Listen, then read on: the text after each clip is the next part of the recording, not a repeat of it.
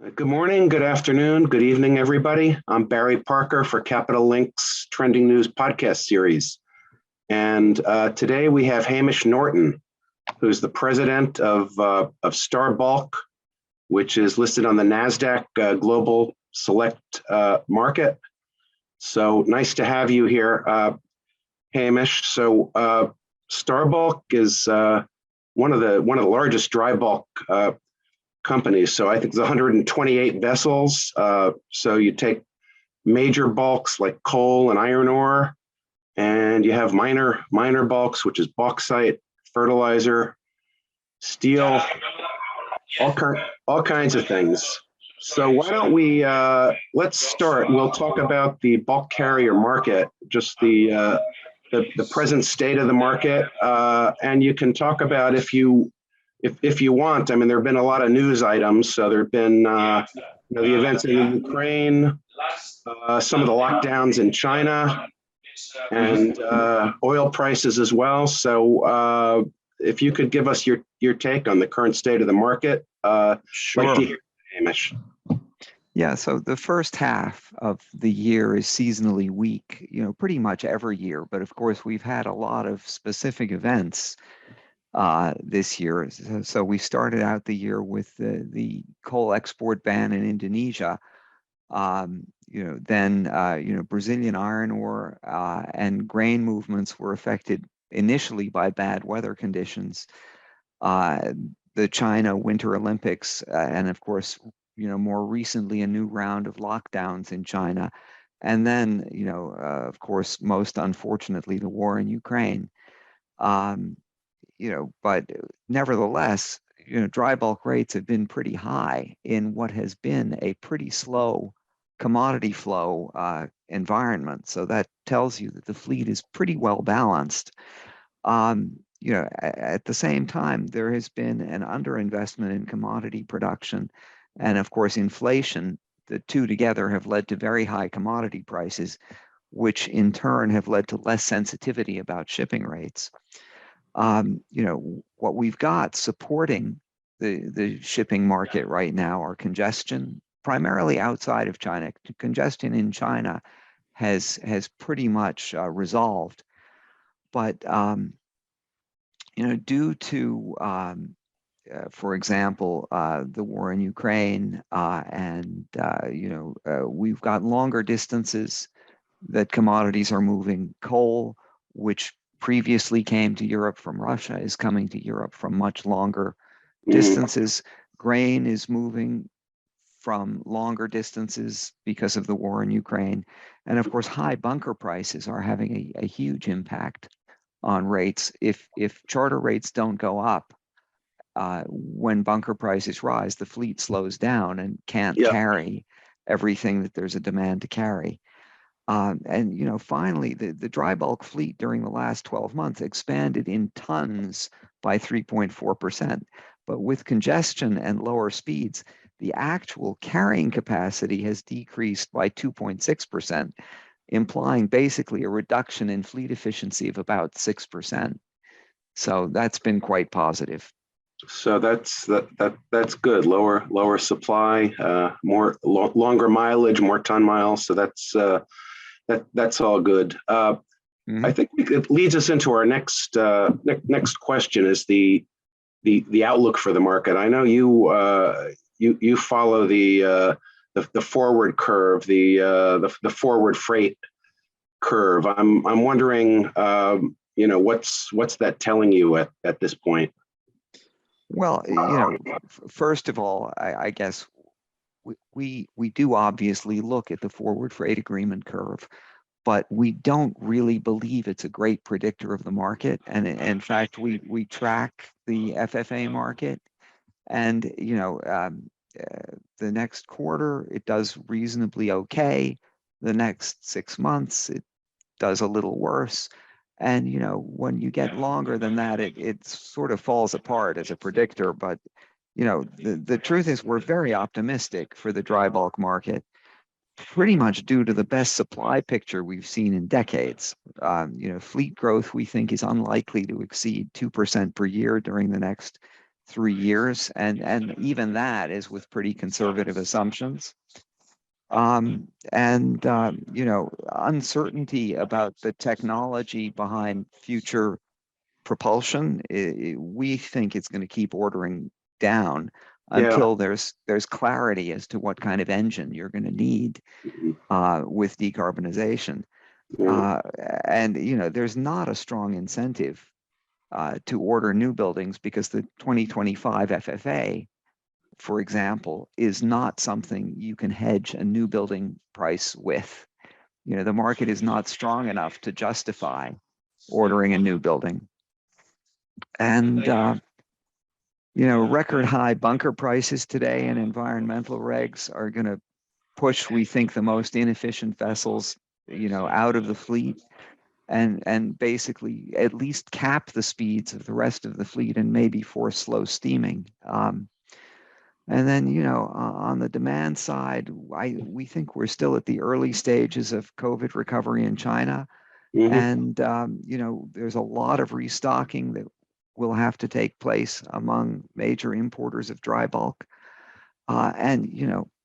China, has not been a major factor in dry bulk movement in the first half of the year, and yet rates have been strong. As China reopens and the steel industry returns to growth, we think it's going to have a very significant positive impact on Cape rates, among others.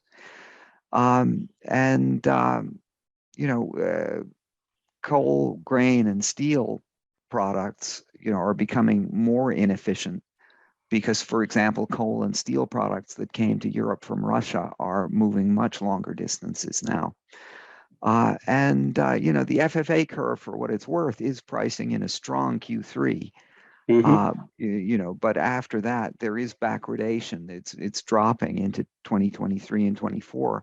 But, as we say, beyond the next 2 or 3 quarters, we don't think the FFA curve is a great predictor.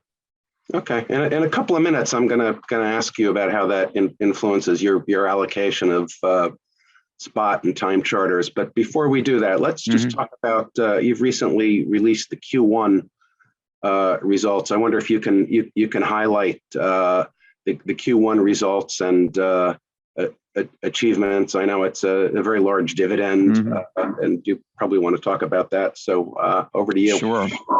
Yeah, no, thanks. So, we reported very strong results for the first quarter. We had net income of $170.4 million, which was the highest first quarter profit in the company's history.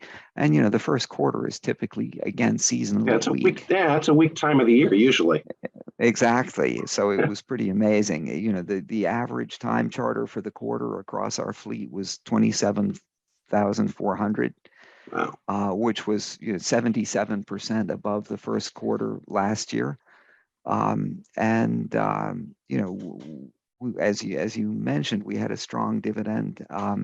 We paid a dividend, or we declared a dividend of $1.65 for Q1. And think about the share price. In 2016, we were at something like $2 a share in 2016. And for the first quarter alone, we paid $1.65 in dividends. And, for the last 4 quarters, we've paid a total of $5.60 a share. Again, compare that to a $2 share price in 2016. So that's, basically $575 million we've paid to shareholders. All of basically following our fairly clear dividend policy.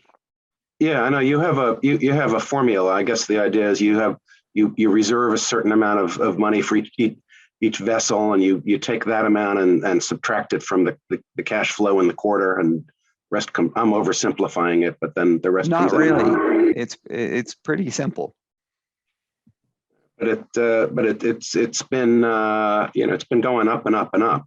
So let's now I will ask you about the fleet deployment, because I know that's important, and it leads into the capital allocation. And I'm not sure of the exact breakdown you have between the the spot and the time charter, but why don't you talk about what that is, and then how you look at the market, and then you decide whether you're going to go more spot or more time charter or period coverage. Yeah, well, so I mentioned that our share was $2 in 2016, and we think the market actually reached a long-term bottom in 2016, and ever since, our employment strategy has been to keep most of our exposure in the spot market most of the time. And our views about the next 6 months are pretty optimistic, and frankly, as a result, our fixed coverage for the second half of 2022 is actually less than 5% of the fleet days. Having said that, we have found that covering during some period in the second half, the charter rates during the first half of the following year has worked in our favor to basically cover the seasonally weak period of the next year. So at some point, we'll probably put a bunch of our fleet on fixed charters covering at least the first quarter of next year for at least part of the fleet. But when you do the time chart, it sounds like you're not talking about periods of years and years. You're talking about you do it maybe for 6 months, for example. That kind of a time charter. Correct. Yeah, that's right.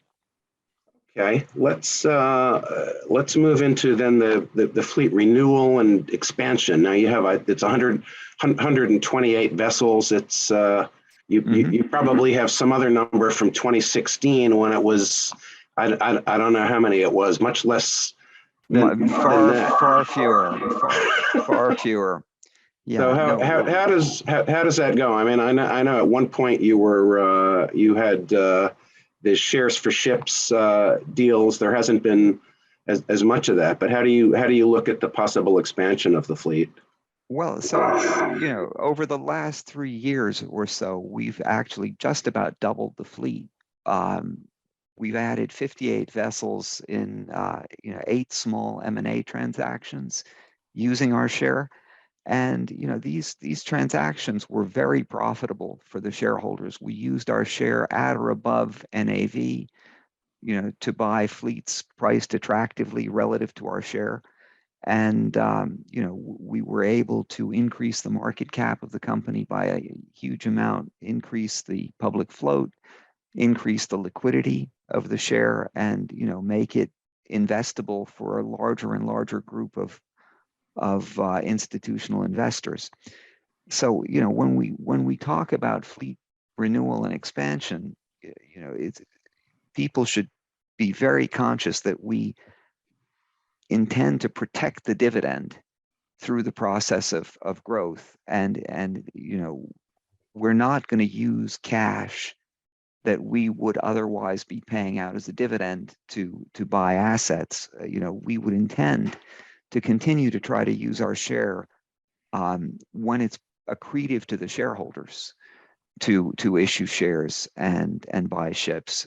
And we would make these acquisitions when it would allow us to increase the dividend per share, to reduce the average age of the fleet, to reduce the company's leverage, among other things.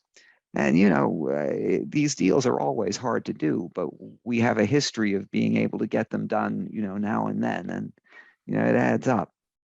Yeah. Now you said you did 8 of them, I think you said. So that's correct. That's Correct. impressive. Yeah. Well, we've kind of moved into the next question, which is capital allocation. I mean, the dividend is, I think, as you're describing it, it's a very important part of your philosophy. But I know you've also paid down some debt. I guess with all the cash flow, you're able to do that. So just talk about how you think about that.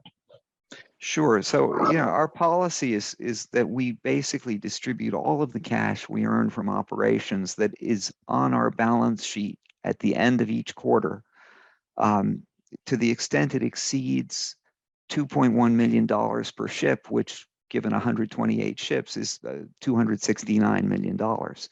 Now, we have more cash than that now. So the policy effectively is to distribute all of the cash from operations after our debt amortization.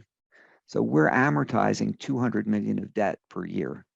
So our debt is coming down pretty fast. And at this point, our net debt is something like 30% of asset value. So it's pretty manageable. The dividend, I should point out, since it's based on our cash balance at the end of each quarter, is also after any changes in working capital. So working capital is a source of cash when rates drop or fuel prices drop.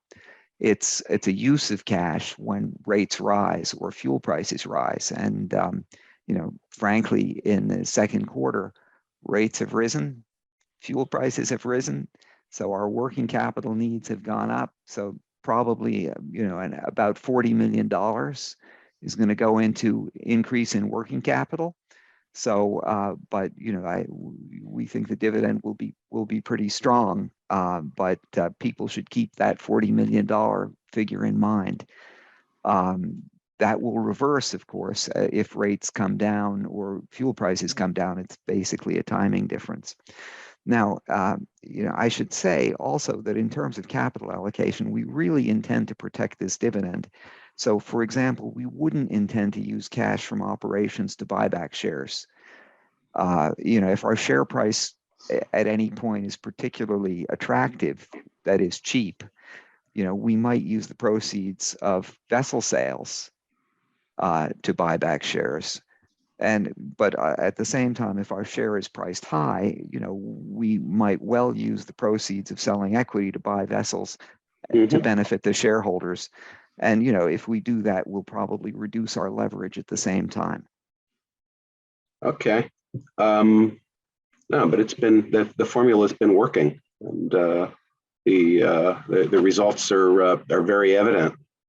Now we're getting towards the end here, but I think a very, very important topic for Star Bulk is ESG. So I know that I think most of your fleet has the scrubbers, and there probably been some good gains you might want to talk about with that. And I know also the green corridors. We had an interview with one of your colleagues a few weeks ago about that project, and that's very exciting. So those are two items I can think of, and maybe you have some more. Yeah, no, indeed. So 120 of our 128 ships are equipped with scrubbers, and we believe we've already now paid for the cost of the scrubbers, including any costs of off hire.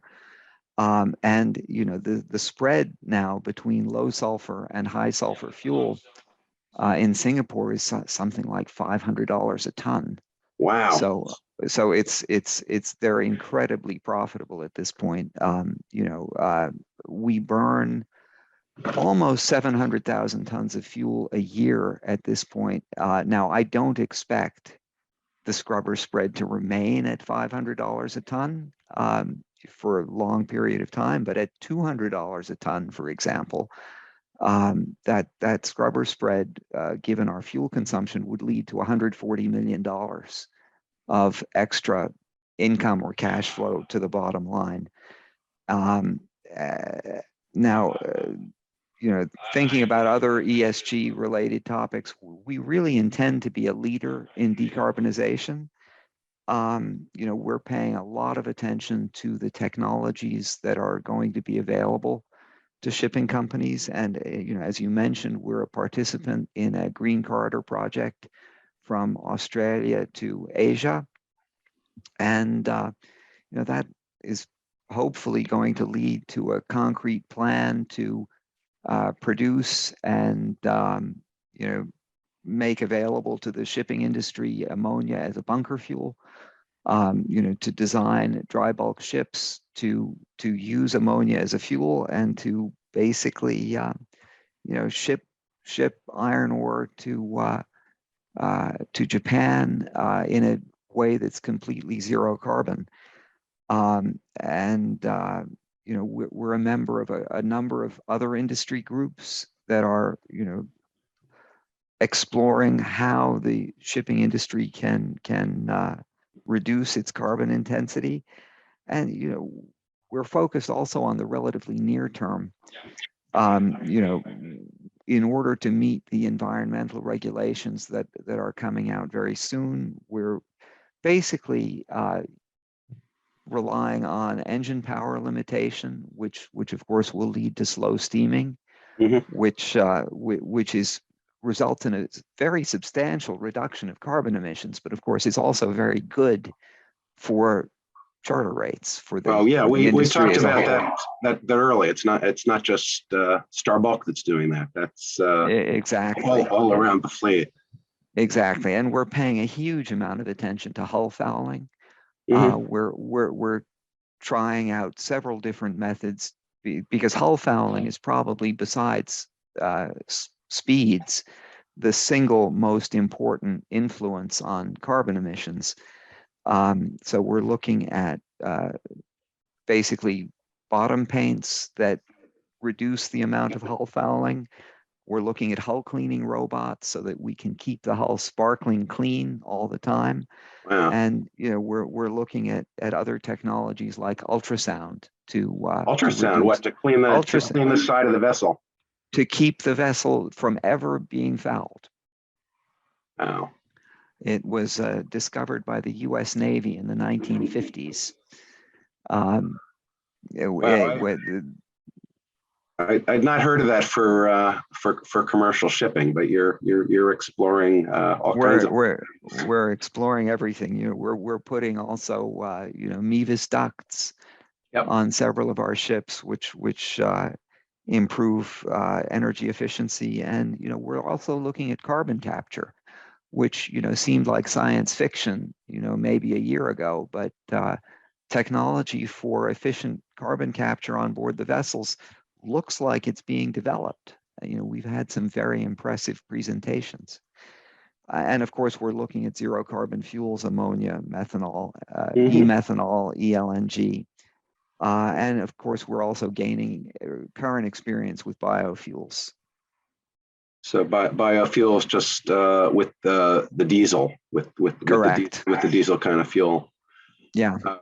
Well, it's exciting. As we're recording this, the IMO Environmental Protection Committee has been having their meetings this week. They just they just wrapped up. Their hope is to get a new strategy. I guess they're talking about a year out, MEPC 80, have a new strategy in place, and then I think it'll be a lot clearer for everybody how we move ahead on it. But it sounds like you're not waiting for the IMO. It sounds like we're not. Yeah, we're not waiting. You're doing it. Okay, Hamish. Let's wrap up. So somebody listening, I wonder if there's an investment thesis that's just a major highlights. Maybe somebody who doesn't know the shipping industry, that well. Why would they invest in Starbuck? Okay, so I think there are a few major differentiators that separate us from at least many of our peers. I would say the most important one is governance. We have a very strong board of directors. We have a number of institutional investors on our board, serious institutional investors who care deeply about their investments. But we also have ship owners on our board. We bought a company called Sangha, and we put the chairman of Sangha, Arne Blistad, on our board. Yeah. We bought a fleet from a company called Augustea, and we put the CEO of Augustea, Raffaele Zagari, on our board.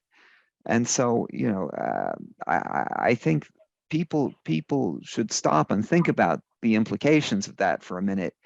We managed as a Greece-based shipping company to convince a Norwegian ship owner to take our share for his company and sit on our board. we convinced an Italian ship owner to take our share for his company and sit on our board.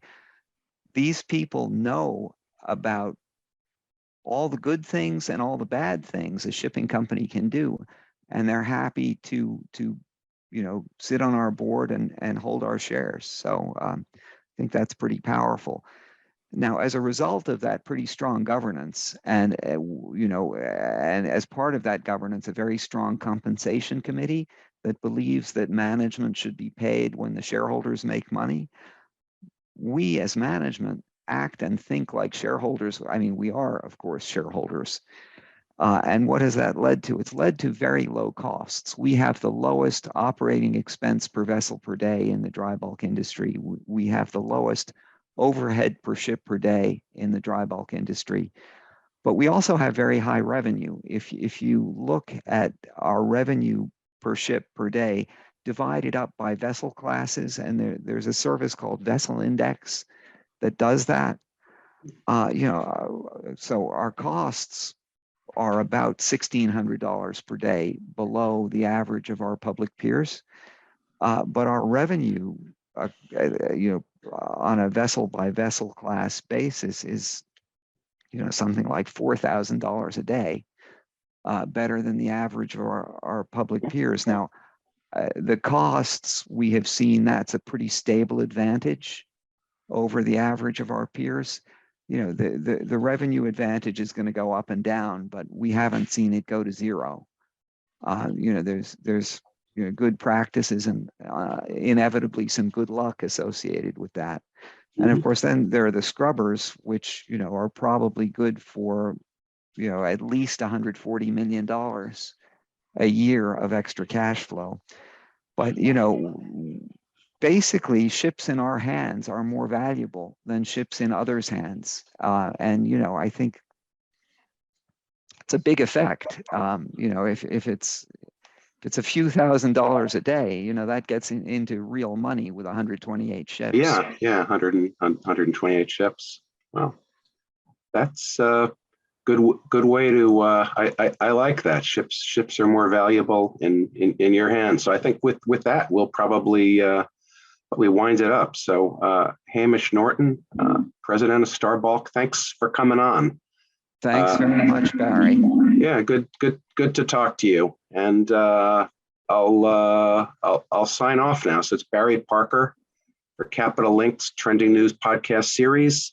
Thanks everybody. Thanks Hamish again, and thanks everybody for listening in.